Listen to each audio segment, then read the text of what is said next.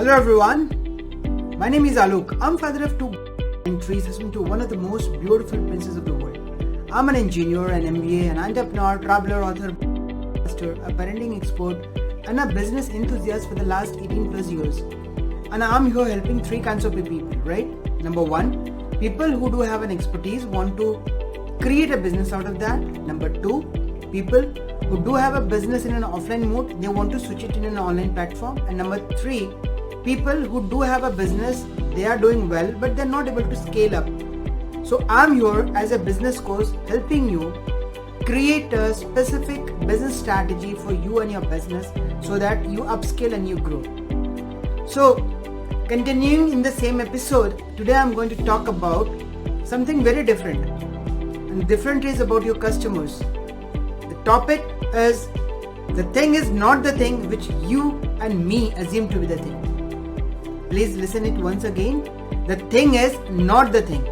So when I say the thing is not the thing, that means your client, your customer says something out of something which is going in their heads, right? In their minds. So they're thinking continuously, and we are human beings. We do think that way, right?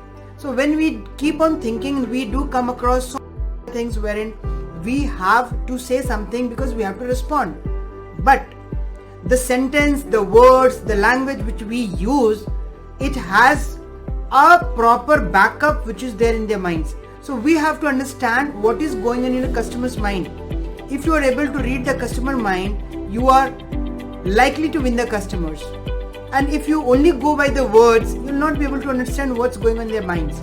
So the sales process becomes very difficult if you are not understanding the psychology and the understanding of the client, right? So if a customer says, customers may be having so many objections, जो मैं आपको बताता हूँ, we say that these are the objections.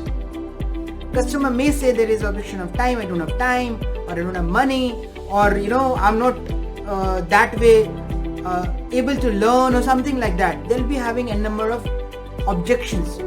If you understand the real problem, you'll be able to give them a solution and you'll be able to sell. So that is where your expertise come into play. So if somebody is saying that, I'm just giving a vague example. If somebody is saying I'm looking for a job, so what is the thing which is bothering them?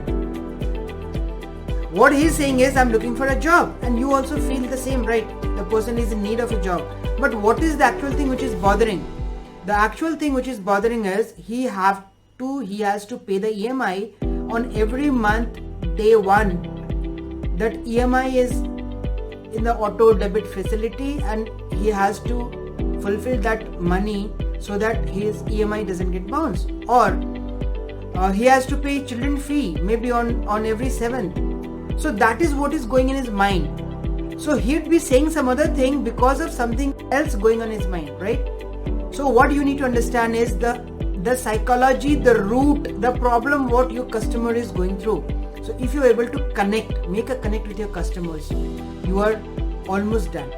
So try to understand where the client is coming from, what is the worry because of which he has come to you to take the product or service, right? So that is all in this small video. Look forward to see you in my another video wherein I'll be talking about some more thing. But mind it, the thing is not the thing.